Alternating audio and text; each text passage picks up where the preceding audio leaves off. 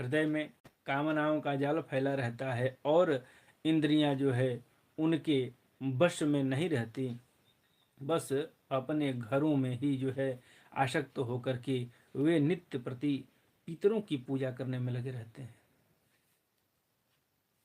अभी तो आजकल यूट्यूब पे बड़ी माया जंजाल चल रहा है पितरों की पूजा। सबसे बड़े पितर कौन है पता है? पितरों की पूजा कर लो, तुम्हारे में कुंडली में पितरदोष है, पितरदोष है। पितरदोष समाप्त कैसे होगा? तो लोग तुरंत कहते कि अरे हम तो गया जी जाकर के श्राद्ध कर लिए हैं, फिर पितरदोष कैसे? पितरदोष क्या है? वो तो पितृ ऋण से जो है हम मुक्त हुए हैं। गया जी जाकर के जो हमने पिंडदान किया है वो तो पितृ ऋण से मुक्त हुए हैं। पितरदोष क्या है? पितरदोष और पितृ ऋण में अंतर होता है।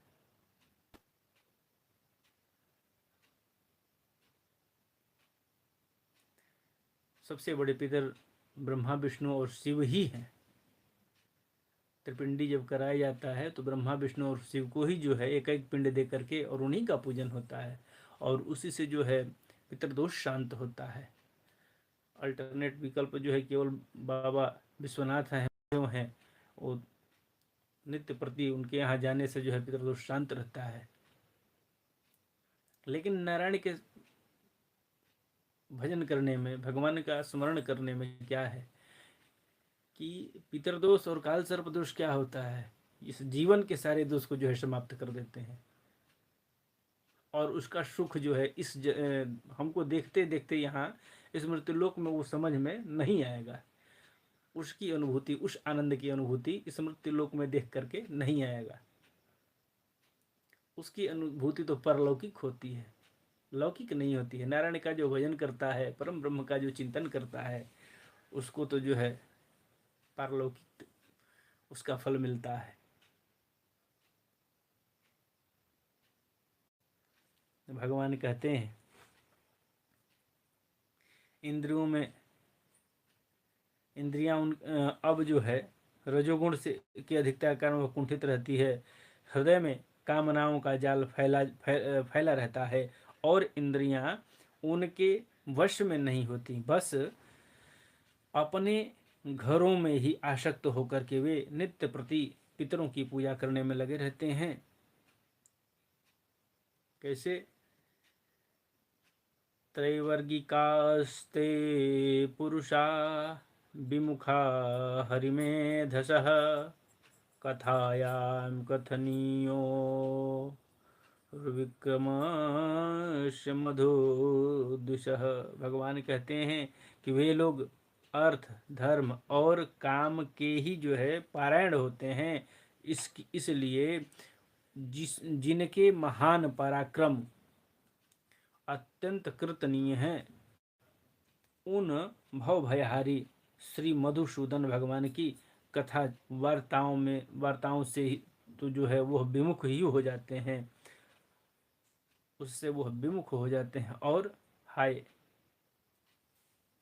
विष्टा भोजी कुकर शुकर आदि जो है जीवों की विष्टा चाहने के समान जो मनुष्य भगवत कथामृत को छोड़ करके निंदित विषय वार्ताओं को जो है सुनते हैं, वे तो अवश्य ही विधाता के मारे हुए हैं। उनका बड़ा ही मंद भाग्य है। अब बताइए, हम और आप बैठ करके आज लगभग 1 महीने से यहाँ पे हम जहाँ हैं अपने घर से बैठ करके आपको श्रीमद् भागवत महापुराण की कथा सुना रहे हैं और लोगों के पास 1-1.5 घंटे का समय नहीं, फालतू का बैठ करके रील देखेंगे।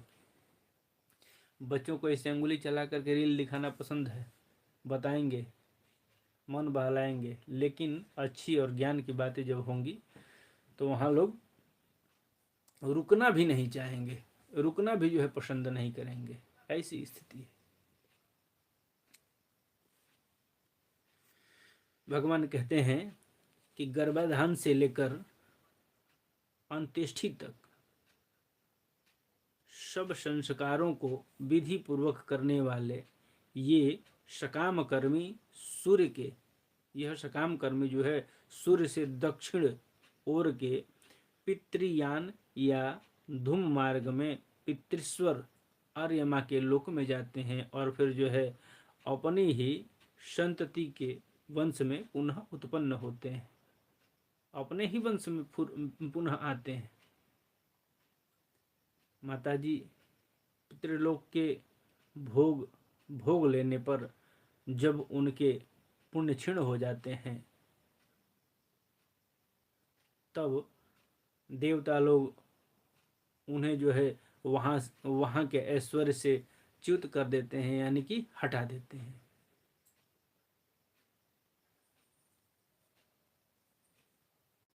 और फिर उन्हें जो है विवश होकर के तुरंत ही इस लोक में गिरना पड़ता है।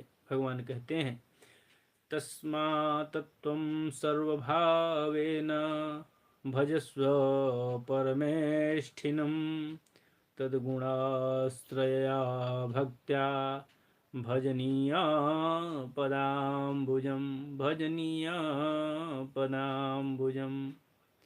इसलिए माता जी जिनके चरण कमल सदा भजने योग्य हैं, जिनके चरण कमल सदा भजने